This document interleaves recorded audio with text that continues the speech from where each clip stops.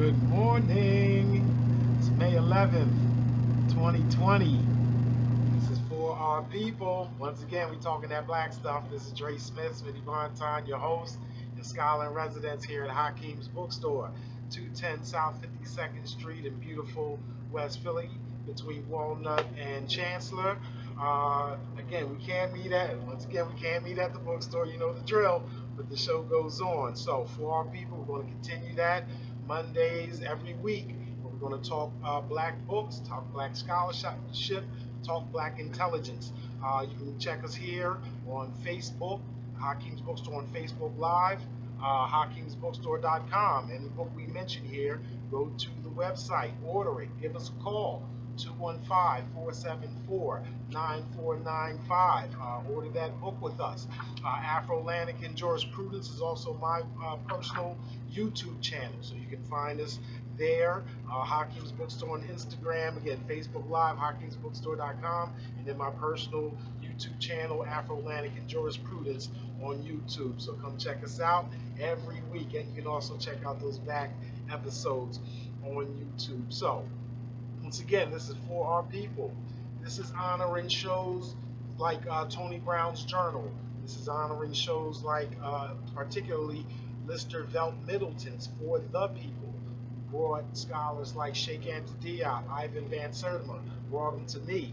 So it's my responsibility, after 15 years of teaching in American Association of Law School Institutions around the country, to bring that scholarship that I know the people want out of the ivory towers and into the streets. So that's what we're doing here on For Our People. And again, I'm your host, Dre Smith, Smitty Bonton, talking that black stuff. So before we get into the books, every week we're going to give out, some shout outs. Shout out always to our sister institution over on 49th and Walnut, the Paul Robeson House. Still doing great things, still having online events. And speaking of online events, shout out to the Odunde Festival, the longest and largest ongoing annual Afrocentric Pan-African bazaar and fair in the country. And so unfortunately, the actual fair and festival had to be canceled. But check out their website. There's going to be, instead, the show goes on there too. They're moving online and having a full week of programming and panels and whatnot for the week. So check out the Odunde Festival, find them on Facebook, find them online, and learn about what they're doing in place of our annual get-together. Ever since I was a youngin', ever since I was small, going to the Odunde Festival back when it was on the Parkway, right? Remember, if you're Philadelphia like me, you know back in the day, Unity Day was on the Parkway. Odunde was on the Parkway. Then, of course, there was the Greek picnic and all that other stuff. So, glad we're carrying on those traditions, even if Fairmount. What is that area now called? Again, it's been more gentrified. The Art Museum area. So shout out to the Odunde Festival. Again, always shout out in this time of COVID. Shout out to all the healthcare workers, not just in the hospitals, not just the black doctors that are out on the street. Shout out to Reverend Marshall Mitchell, Salem Baptist, and the black doctors that are doing free COVID testing all around the city. Shout out to you all. Shout out to the nurses. Shout out to the aides. But also shout out to the home health care aides, like the ones that are taking care of my mother, my grandmother, your grandmother, your aunts, and your sisters, and all that have to basically get on public transportation, have to be out and about, don't have the opportunity to social distance because they're taking care of our people. So shout out to them. Shout out to, okay, now let's recognize, on the other hand, some of those that aren't making it out of this pandemic with us, whether it's from COVID or not, right? We have some celebrities that meant a lot to people. I know not that any celebrity life is worth more than any other average person, but at the same time, we recognize what these people meant to us, what they brought to us, the joy that they gave to us, and it's only right to just give it back. So shout out to Little Richard, shout out to Betty Wright, and Again, for those of my contemporaries in the hip hop generation, Dr. Jekyll, Andre Harrell, right? Going all the way back to the Fresh 3 MCs and all that, to Uptown's Kicking It, to Uptown Records, gave Sean Puffy Combs his start, involved Mary J. Blige, involved in so many careers, and very well respected within the music industry. So Little Richard, Betty Wright, Andre Harrell, three huge names that have ascended to the ancestors this week. And so, you know, they're there, as some people say, rest in power, because we still need to draw on you. When you become an ancestor within traditional African religions, your job is not over, it's just begun. You become one of the communicators with the living that we can lean upon in times of strife and trouble.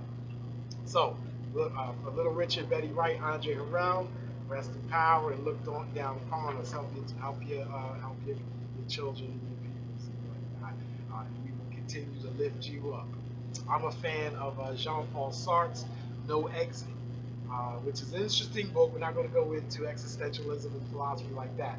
But I will say, I think it was a very interesting point he made in the book, that the people who are dead feel alive so long as the people living are talking about them, so long as they're in their mind that they still live. And you only truly die when you're forgotten, right? So part of this show, we're going to talk about lots of people who should never, ever, ever, ever, ever be forgotten. And of course, let's bring up the tragedy of this week, or one of the tragedies of this week. So I don't want to totally politicize it, but again, Ahmaud Arbery, brother in Savannah, Georgia, who was gunned down and lynched essentially by two white citizens or white supremacists. I think we can label them very clearly and accurately. So shout out to that brother, rest in power to that brother. And since he was robbed of what he was going to do in life, again, we hold him up, we lift him up, and we also ask him that if he had plans for his life to help those on this planet that are going to do what he would like them to do, that he can have his spirit aid and help us as we lift him up, as we remember him. Again, I'm not a very religious or spiritual person, but at the same time, I think we have to recognize each other, right? No more or less than that, to recognize each other. And I'm going off the rails a lot, but Ralph Ellison's Invisible Man, great book, but he's not invisible to us, right? Great book about invisibility, or what's the philosopher at Harvard, Patterson? Is it Orlando Patterson, talking about social death?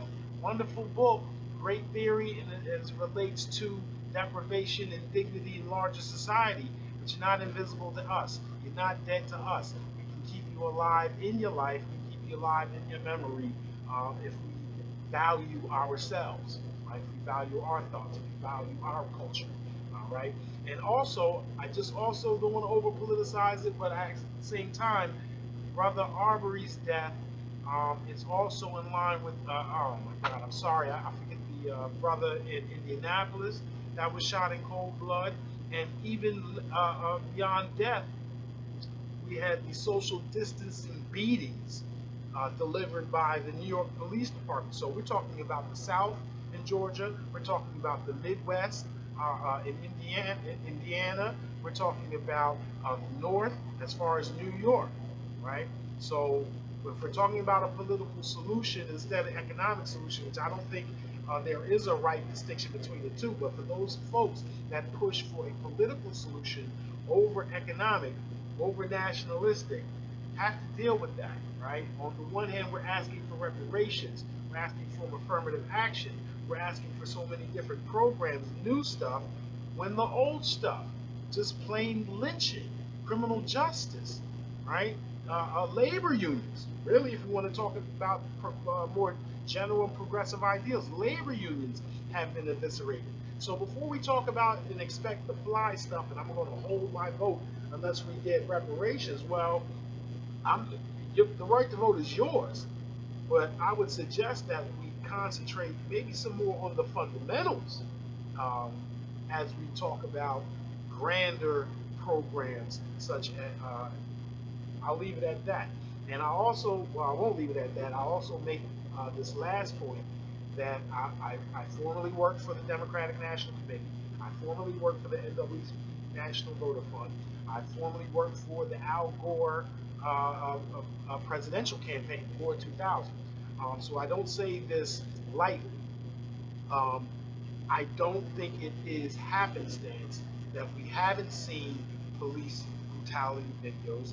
We haven't seen the Black Lives Matter movement featured prominently until we have now gotten within the 6-month range of the 2020 election, right? It is my belief, very strong belief, that that the police brutality videos and support for Black Lives Matter is unfortunately temporary and part of the Democratic Party's get out the vote strategy. This is not in any way support for the other side. This is not in any way support for not voting. Your vote is your choice. I'm just pointing out what I think is accurate, in that we see that the prevalence of these videos correlates to the national elections. And therefore, I ask that we be aware of whether or not we see action or we even see these videos after November.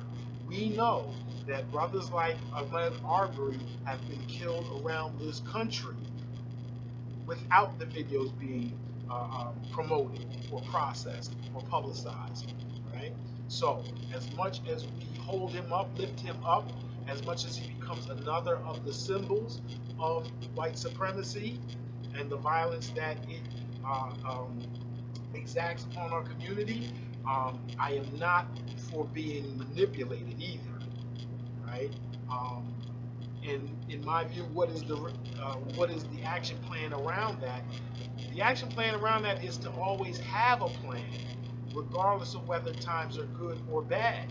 And so that is why I often, every show, I close by saying that we ought better educate ourselves and our children, start and patronize Black institutions and businesses, stop unduly criticizing each other, amass human, social, political, financial capital, so that we have more power, we have more energy, we have more capacity in good times and bad. The strategy doesn't have to change week to week to week, month to month to month. You can do more, you can add marches, you can add other types of protest tactics. But those three things, better educating ourselves and our children, starting and patronizing Black businesses and institutions, and stop unduly criticizing each other for entertainment purposes and promoting the myth of promoting the myth of Black inferiority.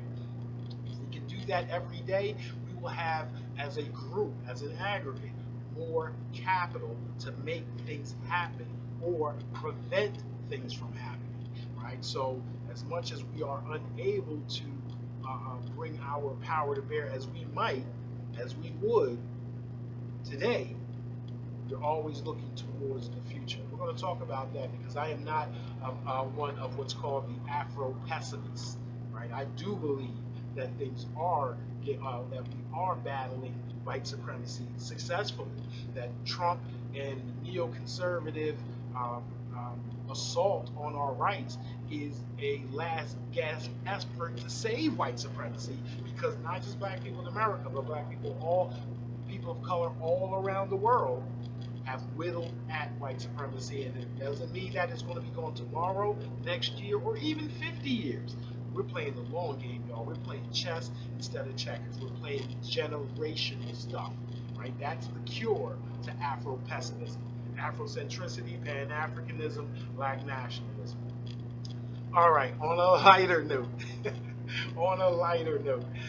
shout out to Erica Badu, shout out to Jilly from Philly, putting it down the other night in the latest version of Versus.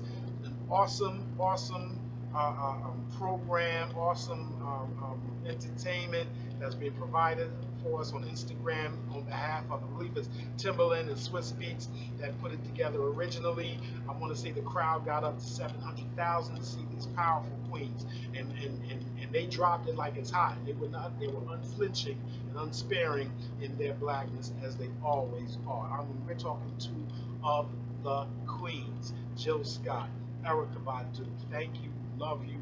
Hoping to see more. Now, on the other side, right? Um, I've also joked it's hard to be black 100%, 24 hours, 7 days a week, 48, 14, 365.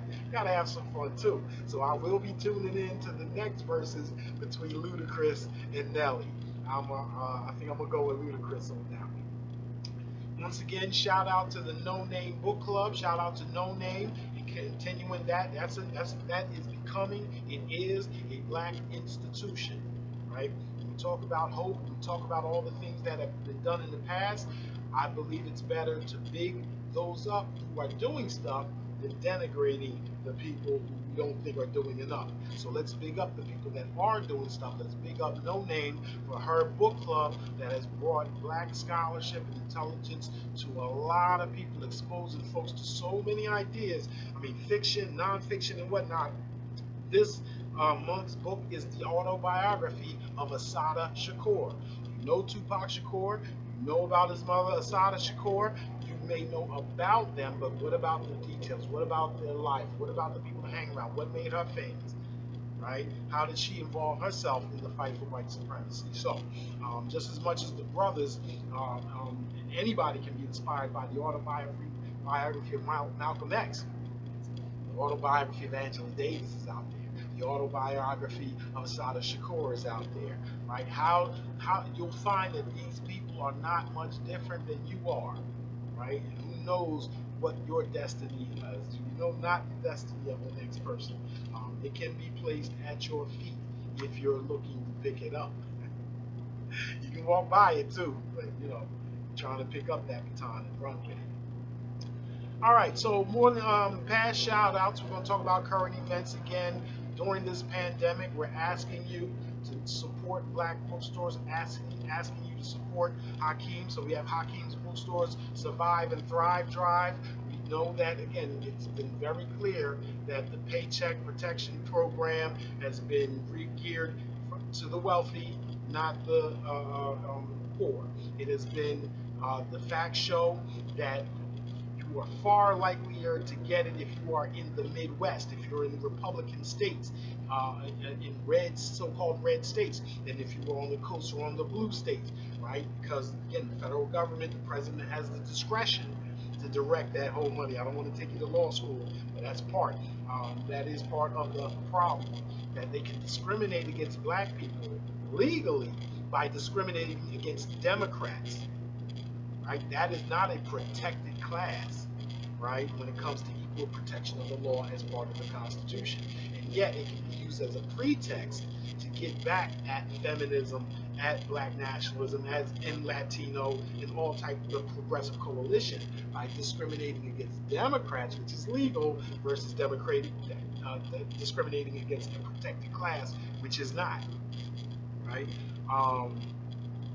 Again, we'll talk about pretext, statistical discrimination. I have a show, for those that don't know, I also produce the Economic Justice Law Review weekly scholarship review. So if you want to hear me talk a little more about more specific scholarly theories and whatnot, especially as they relate to black economics, check me out on that show on Wednesday. That's the Economic Justice Law Review, right?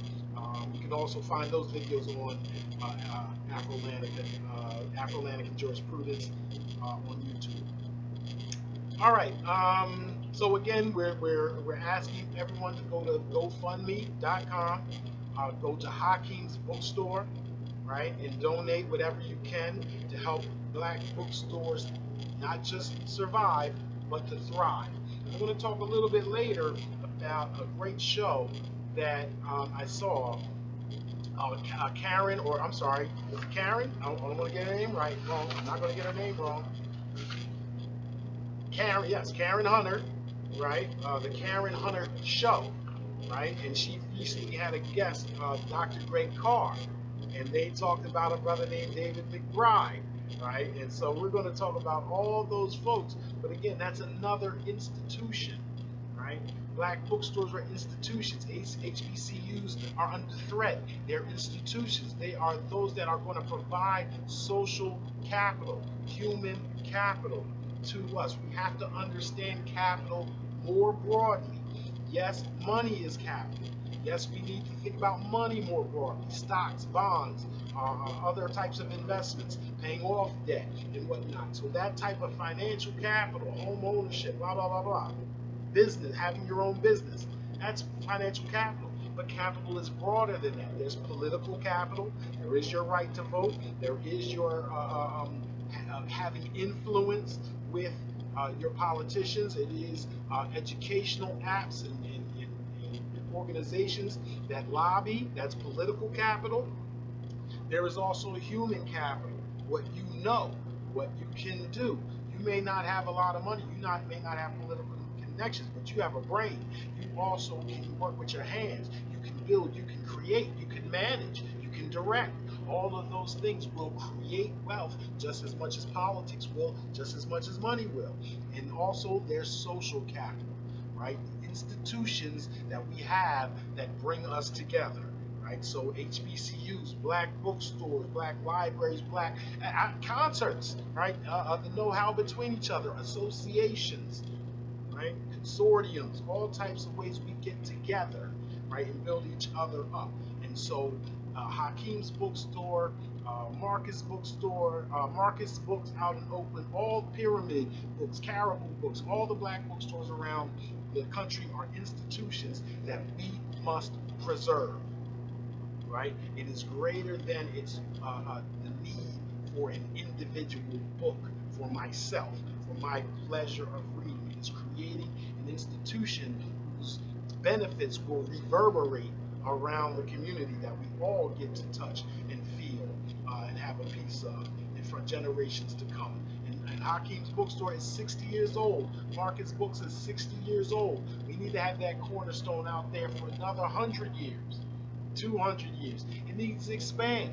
We need, the reason why we're not just having a survive and thrive drive, so that we can support Afrocentric homeschooling. And again, we're going to talk about that when we mention Dr. Greg Carr. We need to support after-school programs, standardized test prep, and then, of course, feed the artistic and even the athletic talents of our youth so that they can build and build and build for themselves, not just for themselves, but for their community. Expecting other people to do it is a fool's errand. So if we're going to do it, we're going to have to support our institutions. And so we're asking that you go out and support Hakim's Bookstore. Go to GoFundMe.com, look up Hakim's Bookstore, and donate what you can. All right? Let us know so we can big you up, so that we can give you some benefits for making it happen for the rest of us. Oh, we're going to do lots of stuff. I mean, modernizing content, helping publish self-publishers, market their stuff. There's so many ways we can all help each other through the advancement of black bookstores, on top of having a great refuge for the kids to not just learn, but to escape BS that's out there in the streets. We know there's BS out there in the streets. All right. So we're going to get to books. For Our People is about books. It's about bringing black intelligence and black academics to the people, right? So all the shout outs, all the current events, all lead up to the fact that we're going to talk about these books. In previous weeks, again, some of the roll call of great books that were talked about in 2020, Black Feminist Approach for Everyone by Mina Salami, Afro-Pessimism by Frank Wilderson, Queen of the Negro Leagues, Collective Courage, fantastic book by Jessica Gordon Numhard, The History of Africa by the father of Afrocentricity, or at least the book and the concept of word, by Molefe Asante, African Dominions by Michael Gomez, another powerhouse book on West Africa, pre-colonial West African history. We focus on Egypt a lot, we focus on Nubia a lot, but we need to deal with the dynamics of pre-colonial West Africa. Is just as impressive. It is. It's just as impressive. It's not all utopia. We're going to have to deal with the rise of Islam. the Christianity, slavery, and those other factors. No one, we can never succumb to misinformation in presenting pre-colonial Africa as a utopia. Greatness does not mean perfection, right? It just means that amongst the people of the world, black folks were at the forefront of education, entertainment, economics, labor law, politics, sex, religion, and war, right? Greatness. All right. So those were great books that we talked about over the weeks. Last week, we talked about some specific books. Speaking of West Africa, or West Central Africa, Convictions of Faith by R.S. Bassi deals with the great Kempa Vida. Kempa Vida, one of the great women warriors, political figures of pre-colonial Africa. You know about Queen Nzinga, you might know about Al Kahina. You can go back to Amani Reines, Queen Hatshepsut. We can go on and on and on about great African women that fought white supremacy. You must add Kempa Vida to that list. K-I-M-P-A V-I-T-A, Kempa Vida, and her fights against the Portuguese and Roman Catholicism in Africa, known to some as the African Joan of Arc. I hope that piques your interest. We should not know more about Joan of Arc than we do about Kempa Vida. We need to produce movies and books and comics about Kempa Vida, just as done with Joan of Arc and others like that. Other books we did last week: From Here to Equality, Reparations for Black Americans in the 21st Century. William Darity, the #1 black economist in the United States of America right now. William Sandy Darity, right? Get his stuff. I don't agree with everything he does politically. I'm not a fan of his support for the ADOS movement, because again, my focus is on Pan-Africanism. As you notice, it says reparations for Black Americans. Again, I'm Afrocentric and Pan-Africanist, so I chafe at stuff like that. But however, within this particular construct, yes, there is the demand for reparations. Now, I've written on reparations without believing that we are actually going to receive it from this white supremacist society. However, the case is made. The case is made by Darity, and it is an important case to make. And more specifically, William Darity has the authority, he has the chops, he has the economic, mathematical, analytical skills, the econometric skills to do the numbers, to have the computation, to give a straight-faced answer to the question, how much? Right? How much? Right? And so even for someone like myself that doesn't believe that we're going to get reparations out of this Congress or the next Congress, I am still going to hold on to that number as to this is what we are owed. This is what we as black people have to make up for if it's not granted to us. Can't just sit there and cry if it's not there. We have to take the responsibility of doing it ourselves when they are flatly refusing to do it for us. And we know this. All right? So again, off the soapbox. Other books that we did last week: Legislating Gender and Sexuality in Africa, Human Rights, Society, and the State, edited by Lydia Boyd. The Buck, the Black, and the Existential Hero, refiguring the black male literary Canaan, 1850 to present, by James Haley. And The Content of Our Caricature, not the content of our character, not the content of our caricature, African American Comic Art and Political Belonging, by Rebecca Alonzo. And then there was also Theologizing in Black on Africana, Theological Ethics and Anthropology, by Seleucian Joseph. All right. So this week, I have another Hot Six. All right, make sure we call this the Hot Six. It's not always 6 books, but the Hot 6 books that came out this week, promoted by the Journal of Blacks in Higher Education. Another fantastic selection. A Philosophy of Struggle, the Leonard Harris Reader, edited by Lee McBride. I am not familiar with Mr. Harris, so I need to get into this book. A blurb from it: collating for the first time the key writings of Leonard Harris.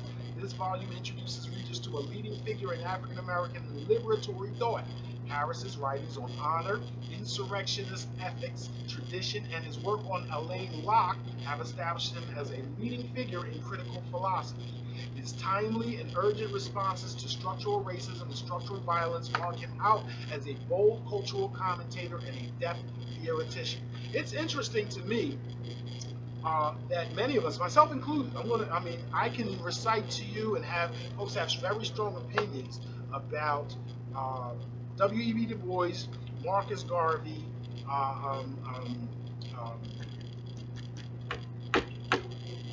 Tuskegee Institute. Oh, where's my brain today? Marcus Garvey, not A. Philip Randolph, Booker T. Washington. I'm sorry. So we talk a lot about their competing philosophies. We can even throw Carter G. Woodson in after that. But it seems that we seem to slow, and then we can also talk about Martin Luther King and Malcolm X. We seem to slow down as if we haven't had black philosophers after that, right? Maybe the space is occupied too much by Cornel West. I don't know. But there are so many other black philosophers that are so worthy of the title and so worthy of our attention. My particular favorite is Charles Mills, out of Northwestern, author of Blackness Visible, author of The Racial Contract. I also enjoy Tommy Shelby, whose book, We Who Are Dark, the philosophical foundations of black nationalism, and he is, I believe, the only tenured black philosopher at Harvard University. So Paul Gilroy, there's so many other black philosophers out there that you may enjoy and have thought, and they may express the thoughts that you have in a way that you wish you did or wish I did, right? That's the beauty of reading these folks, is that it's not that they give us new stuff. For me, is the best ones are the ones that I like, articulate thoughts or feelings that I had in a way that, damn, I wish I could have said it like that. And guess what? When I'm arguing with somebody, I'm going to pull them out on them, and I'm going to recite it the way they recite it. I'm going to give them credit, too. All right. Another book out, Changing Academia Forever, Black Students Analyze the Movement They Led, by Kitty Kelly Epstein and Bernard Stringer. The most effective and long-lasting student strike in U.S. history took place at San Francisco State College in 1968. The first black student union, the first black studies department, the only college of ethnic studies, and the admission of thousands of students of color resulted from this 4.5-month strike, which shut down 80% of the campus. It has been called the movement which changed academia forever. Black students were only a small percentage of those on the campus, but they managed to engage thousands of white, Latino, Asian, and indigenous students, SDS and the Third World Liberation Front, the faculty union, and a huge portion of the San Francisco community. In the end, they were able to win most of their 15 demands. Right? So these are great when we're talking about lessons from South Africa, lessons from where we as a minority people have to leverage a coalition if we are going to engage in political activism. Right? All right. Some great books coming out lately about these campus protests, right? There was a recent book, the one about the protests at Howard. There was another book maybe 2 weeks ago we talked about that talks about the shootings, not just at Kent State, but also those shootings and killings of black students at Jackson State. And so here is a nice complement to those books in 1968 about San Francisco State College and their black student movement.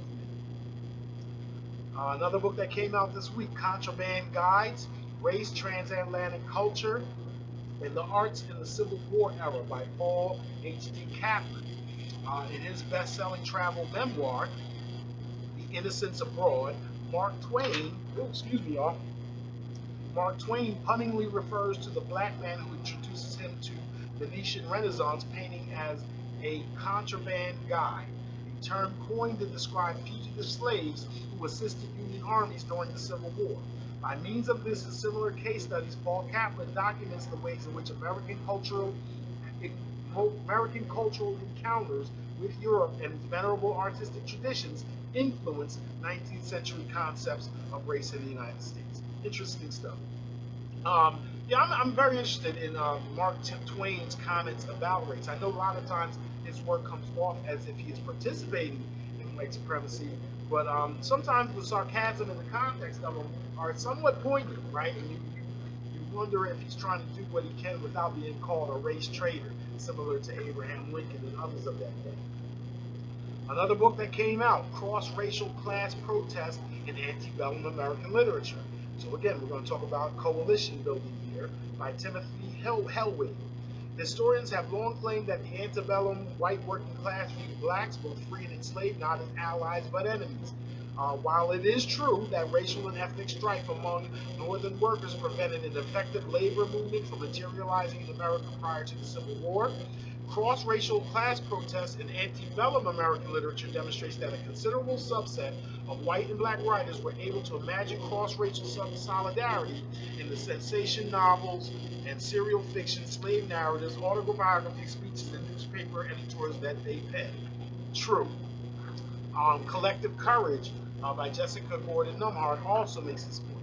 However, you also have to make the contrary point that a lot of white abolitionists fought to free slaves to get them removed from the jurisdiction, right? Because slaves were labor competition to poor white folks. So many poor whites that fought against slavery that were abolitionists. You can tell this by, I know this specifically as a tax scholar, if you look up the tax petitions antebellum in the 1800s to the North Carolina legislature, I extracted all of those that dealt with tax and slavery, and almost all of them are petitioning to raise taxes on slave owners and as a way to punish them, as a way to end the slave trade within North Carolina. However, almost every proposal, I'm going to say at 90 to 95% of them, also carried a provision that the slaves that were freed by these abolitionist taxes would be sent out of the area, jurisdiction, or the country to Africa, South America, or simply elsewhere, right? So as much as there was solidarity at some points against slavery by white folks in the antebellum time, it is quite often linked also to excluding blacks as labor competition entirely from the jurisdiction, from the states, right? Just making that point. Got a couple more books. Oh, got a second book. We talked last week. Seleucian Joseph was the author of a book we talked about last week, I'm pretty sure. Just hold on 1 second if I can find it. Yes, indeed. Theologizing in Black on Africana Theological Ethics and Anthropology by Seleucian Joseph. He is back this week. This brother is putting in work. Revolutionary Change and Democratic Religion by Seleucian L. Joseph. In Revolutionary Change and Democratic Religion, Seleucian Joseph provides a fresh and careful re-examination of Haiti's intellectual history by focusing on the ideas and writings of 5 prominent thinkers and public intellectuals, Toussaint Louverture, Joseph Antenor Firmin, Jacques Romain, Dante Bellegarde, and Jean Price Mars. The book departs from the dominant contemporary voodoo scholarship that is often characteristic of North American and Western studies on the religious life of the Haitian people and Haitian thinkers. Again, we have the Haitian Revolution of 1804, the creation of a black nation state in the Western Hemisphere, is something, and I don't care about, you can bring up the economic situation, they have survived and been independent this whole time and deserve that respect, not just for the present-day situation, but how they did it, how they maintained it. We have to elevate Haiti in our thinking, right? We have to elevate the Haitian Revolution in our thinking. A member of a nation state that was formed by the Revolutionary Independence War, and now a member of the African Union, right? A member of the Organization of African States, I believe. One of the two, I'm sure. The last book that's out this week, that's put out there by the Journal of Blacks in Higher Education, The Short Stories of Frank Yerby, edited by Veronica T. Wilson. Frank Yerby's first novel, The Foxes of Harrow, established him as a writer and launched a 49-year career in which he published 33 novels. He also became the first African-American writer to sell more than 1 million copies of his work and to have a book adapted into a movie by a Hollywood studio. He garnered legions of loyal fans of his writing, yet few know that Yerby began his writing career with the publication of a short story in a school newspaper in 1936, the first of 9 stories he would publish in the 1930s and 40s. That's interesting because I happened to go to school with not just Omar Tyree, right, Philadelphia's own. I also then went to college with Aaron McBride, whose first comic strips were in the school newspaper at the University of Maryland before he went on to newspaper fame and then the TV shows. So more about Frank Yerby. Most stories appeared in small journals and magazines and were largely forgotten once he started writing novels. This groundbreaking collection gives readers access to an intriguingly diverse selection of Yerby's short fiction. Right, so I love all good. I'm a nonfiction guy. I read a lot of these nonfiction writers about history and whatnot and philosophy. But don't forget I'm sorry, I read a lot of nonfiction. So, but I'm always appreciative of these fiction writers and those that really get down in the creative aspect. I wanted to write fiction as a younger man, and my short stories were terrible. They stunk. They don't see, they don't hear, they don't feel. My writing had always tried to prove a point. So that's actually why I went to law school. Not necessarily to be a lawyer, but to know the law and to basically go move towards a career of reading and writing. And you've done that, right? So big ups to all those that go to school to learn, right? Big ups to all those that go to school to build themselves up. It will lead to a job. It will lead to a profession. It will lead to money. But to me, it is a much more fulfilling and then lucrative on the back end when we go to school to learn, right? Find something, anything you're interested in, just dive into it. If you are the top 300, when you know all there is to know about your favorite subject, when you become one of the experts on it, money's going to come, right? That knowledge is going to be needed by somebody. I don't care what it is. Tarantulas. I don't know. All right, so those are the books for this week. The Journal of Blacks in Higher Education, The Short Stories of Frank Yerby, Revolutionary Change in Democratic Religion by Salusi and Joseph, a second plate out this year. Cross-Racial Protests and Antebellum American Literature by Timothy Helwig, Contraband Guides, Race, Transatlantic Culture, and the Arts in the Civil War Era, Changing Academia Forever, Black Students Analyze the Movement They Led, and A Philosophy of Struggle by the Leonard Harris Reader, edited by Lee McBride. Now, I can't let you go without talking about a couple authors, 3 authors with great books out that I just have come across. One I've already known, 2 I'm now becoming familiar with. And that is because I happened to see a YouTube video of Dr. Ray Carr, who I am very, very familiar with. He is the chairman of the Africana Studies Department at Howard University. He is not only that, but he is also a lecturer or affiliated faculty at Howard University Law School. I'm a graduate of Howard University Law School and also spent my last year teaching there contracts and federal income taxation in my last year of teaching law school back in 2017. And Dr. Carr was there. So this is one of my favorite scholars. He is also the vice president of the Association for the Study of Classical African Civilizations. He's former director or affiliated with the Journal of Black Scholars. The brother is one of the co-founders, all my Philadelphians, this brother is one of the co-founders of the Philly Freedom Schools, right? He's created a whole Afrocentric curriculum that's not only good for public schools, but also for my homeschooling parents, right? We're going to have to get the materials produced by Dr. Carr, have them available at Hakim's Bookstore, at Marcus Bookstores, at Caribou, at Pyramid, all these black stores around the country. Carrying Dr. Carr's work and support homeschool African American or black children, right? Well, Dr. Carr was a guest on a show, The Karen Hunter Show. I was not aware of The Karen Hunter Show, but now I am, right? Karen Hunter, let me tell you, I pulled her biography. She is a Pulitzer Prize winning journalist. I guess I should have known who she is. A celebrated radio talk show host and co-author of numerous New York Times bestsellers, including Confessions of a Video Vixen, On the Down Low, Wendy's got the heat. She's also an assistant professor in the film and media department at Hunter College. Hunter College is the home was the home of Dr. John Henry Clark. So, you got my attention there. She is an advocate, and one of her heroes is Nanny Helen Burroughs. Anybody that's down in D.C. You should know about Nanny Helen Burroughs. In 2007, she launched Karen Hunter Publishing. I'm interested in this, an imprint of pocketbooks at Simon & Schuster, and has published titles including some interesting titles, y'all. Why Black Men Love White Women. Okay, you mad at that one? Well, she comes back on this one. Don't Bring Home a White Boy by Karen Langhorne Follett. Right? Coming from both sides. Why Black Men Love White Women on the one hand, and then the other book, Don't Bring Home a White Boy by Karen Langhorne Follett. The Good Life by Patti LaBelle.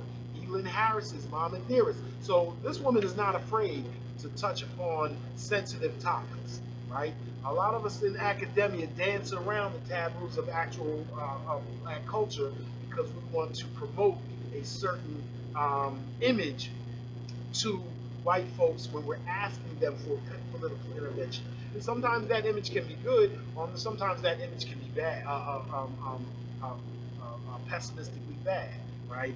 It's suggesting that we always need help. So we can go either way. But between the two, there's lots of taboos and subjects that we don't touch at all, right? And we don't touch at all. But when black people are the audience, instead of the tenure committee, instead of the fellowship committee, black people are the audience. We can talk about these things. So big up to Karen Hunter for touching upon these very sensitive topics that we need to speak on if we're going to discuss how we're going to move forward collectively, if we're going to move forward collectively. The Karen Hunter Show, it's Monday through Friday from 3 o'clock to 6 o'clock in the afternoon on channel 126 Urban View of Sirius XM Radio.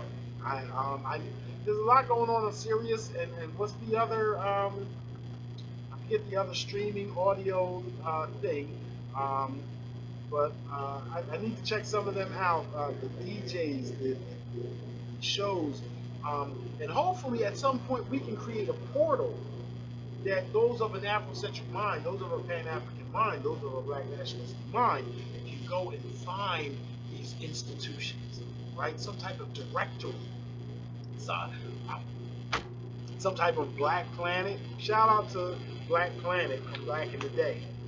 We're going to need something like that because again, when we talk about Facebook, we're talking about who pays the piper, who pays for the ads and the content that you see on Facebook. I dare say it is not politically motivated. Most of the stuff you read is politically motivated. All right, she is author herself of a book. This is an interesting book. I just wanted to pull this out because it's very controversial. Even the title is very controversial. Author of Stop Being Niggardly and 9 Other Things Black People Need to Stop Doing, published in 2010. I'm going to say this again. Stop Being Niggardly and 9 Other Things Black People Need to Do to Stop Doing, 2010. Now, she chose this word purposely because it's not niggardly, it's niggardly. And in standard English, Webster's Dictionary will define niggardly as stingy, miserly, not generous, begrudging about spending or granting provided in a meanly limited supply, right? So, yes, that's something that black people need to stop doing with each other, right? And so the way she approaches black self-help, black nationalism is a very interesting way, and I'm going to have to do more investigation and invest more in this woman and her show and the things that she produces. So Karen Hunter, big ups to you, right? Big ups to you for bringing black scholarship, academics, and all that to the people, just like we're trying to do here on For Our People. So we have no problem. This is not a competition. This is a compliment. We're trying to build up human, social, political, and financial capital to all people. Now, it was on Karen Hunter's show. I spoke a little bit about Dr. Carr and gave you a little bit about his bio. Again, I just want to make sure you hear this right. Again, not only is he PhD, got his PhD from Temple, so he's one of Dr. Malefe Kete Asante's prime students. He also got his law degree from Ohio State, so he teaches at those two teaches at Howard Law School. School District of Philadelphia's first resident scholar on race and culture. He led a team of academics and educators in the design of the curriculum framework for Philadelphia's mandatory high school African American history course. These materials are the first to approach African American history using an Africana studies methodology. Let me say that again. Philadelphia's mandatory. I don't care if you're a black student or anyone else. If you are in the Philadelphia Public Schools, it's mandatory high school African American history course. He is a co-founder of the Philadelphia Freedom Schools Movement, a community-based academic initiative that has involved over 13,000 elementary, high school, and college students. Dr. Carr has presented his curriculum work for the Board of Public Education in Salvador, Bahia, and has lectured across the U.S. and in Ghana, Egypt, South Africa, Brazil, France, England. The brother's all over the place. He's the first vice president of the Association of the Study for Classical African Civilizations, as I mentioned before, and former member of the National Council for Black Studies. Bad brother. And the reason I brought him up, I didn't bring him up to talk about him. I brought him to talk about a brother he mentioned that I didn't know. And this brother is the feature of this thing is David McBride, a retired professor from Penn State University.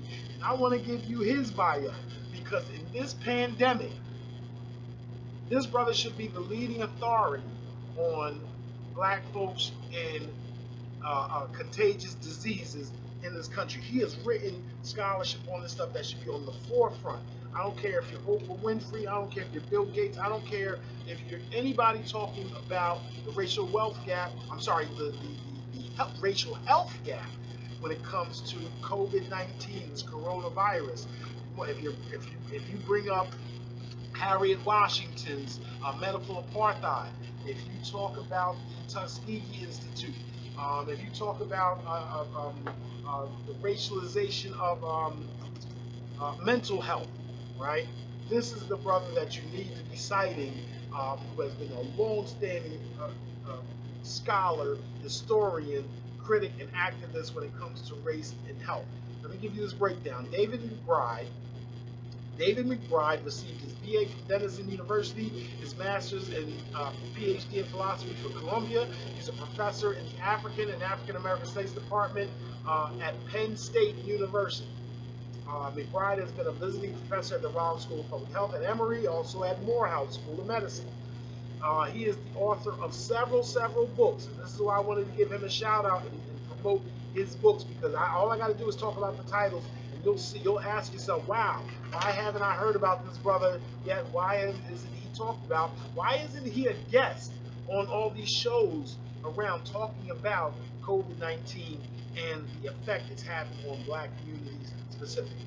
So let's check out his books. His very first book in 1989, Integrating the City of Medicine, Blacks in Philadelphia Healthcare, 1910 to 1965. So again, we're shooting here from beautiful West Philly. We're represented for Hakim's Bookstore, 210 South 52nd Street, right between Walnut and Chancellor. Go to HakimsBookstore.com, Hakim's Bookstore on Facebook, Hakim's Bookstore on Instagram, 215-474-9495. And it's so interesting how often when we talk about the Philadelphia Negro and W.E.B. Du Bois, we talk about Erica Armstrong Dunbar's the owner-judge story, how often Philadelphia is in that mix, in that story. Shout out to Jill Scott. Shout out to Jazzy Jack. Shout out to Questlove, killing it on IG Live.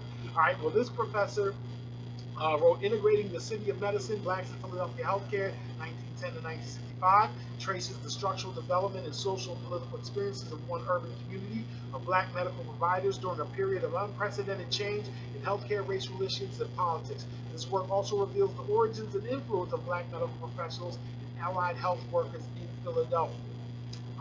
After that, 2 years later, this is the doozy. This is the one that Dr. Carr pulls out, and he pulled it out right off the shelf. The brother owns 40 to 50,000 books, has his own storage facility for the stuff, and yet this book he pulled out off the shelf. All right, that says something. From TB to AIDS, Epidemics among Urban Blacks since 1900. 1990. This was published in 1991, right, almost 30 years ago, and it still has relevance. And yet he still published a new one that we'll get to.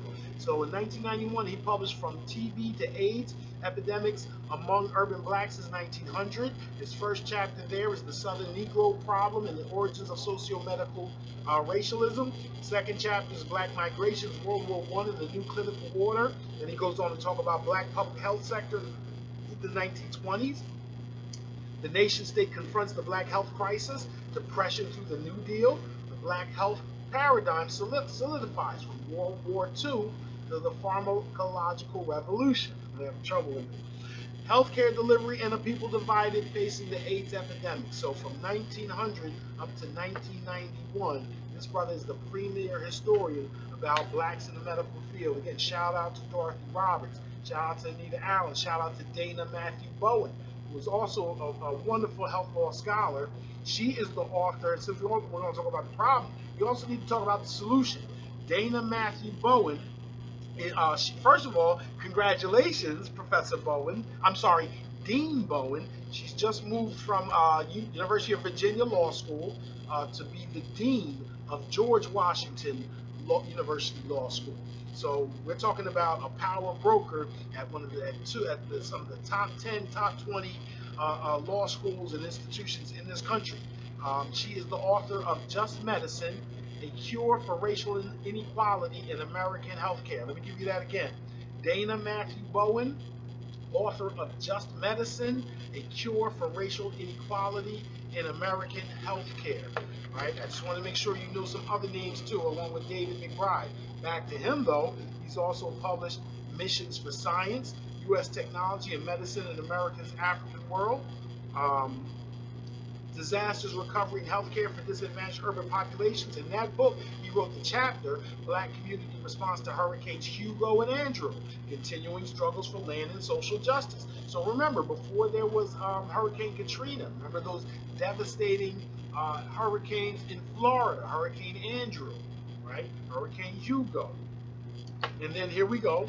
His most latest album, or his latest work, I kid, 2018, he published Caring for Equality, again, wrapping all of this together, a history of African American health and healthcare. We'll read you just a blurb from it in some of the chapters, because I just think it's that important to promote thorough people like this. A history of African Americans today continue to suffer disproportionately from heart disease, diabetes, and other health problems. In Caring for Equality, David McBride chronicles the struggle by African Americans and their white allies to improve poor black health conditions as well as inadequate medical care caused by slavery, racism, and discrimination. So it's a whole panoramic view.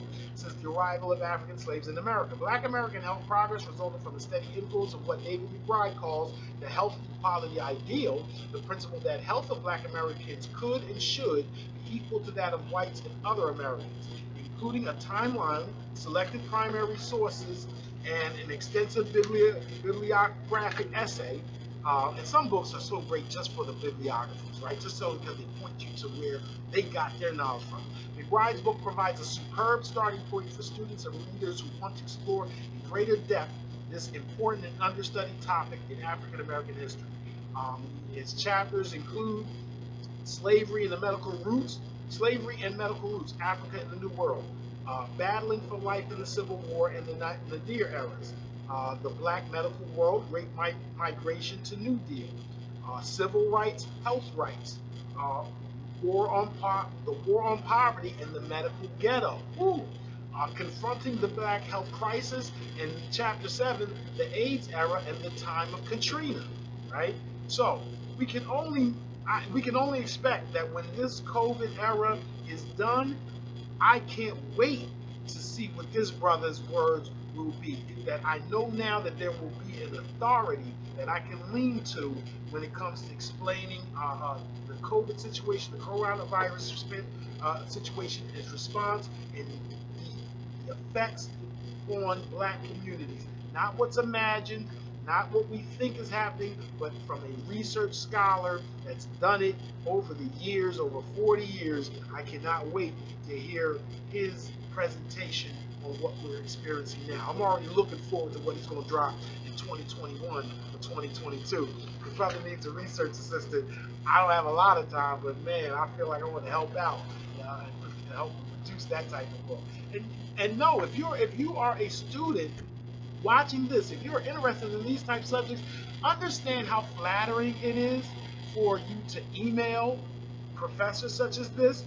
This brother can't talk about stuff like this at the movies, at the bar. He's written all this work, and it's one thing to talk about it in front of captive students that have to read it because you assign it to them.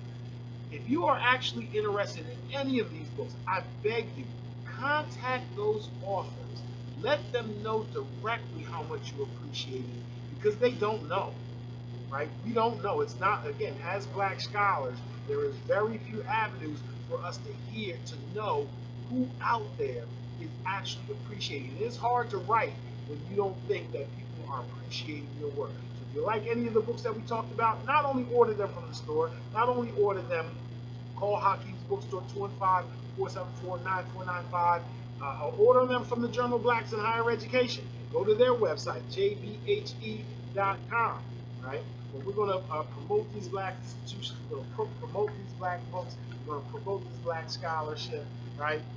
And if you are a student and you enjoy any of this stuff, contact the bookstore. Contact me.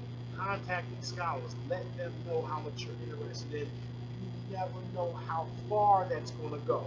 Market yourself, right? Market the things that you can learn, the places that these people, the people that they can introduce you to, right? The fact that you had that initiative and showed interest and went out to get the knowledge instead of waiting for it to land in your lap, that's what folks are looking for. So anybody, I don't care if you're a young student, old student, or whatever, if you're interested in this stuff, pick these people up, reach out to them, have conversations with them. We love talking about the things that we've written with people that are interested in. You can teach us some stuff too. What did you like? What did you not like? What was boring? What was not boring? What did you kind of skip over? I want to be better too, right? You give to me, I give to you. Right? All right, so we're going to wrap this up. I hope you've been with us for long enough. Just remember, as always, we're going to better educate ourselves and our children. We're going to start and patronize black businesses and institutions. We're going to stop unduly criticizing each other, especially for entertainment purposes. Because why? Because that promotes the myth of black inferiority. So we're going to mask human, social, political, financial capital, because that is the revolution that will never be televised. Check y'all next week. Hope it's happening.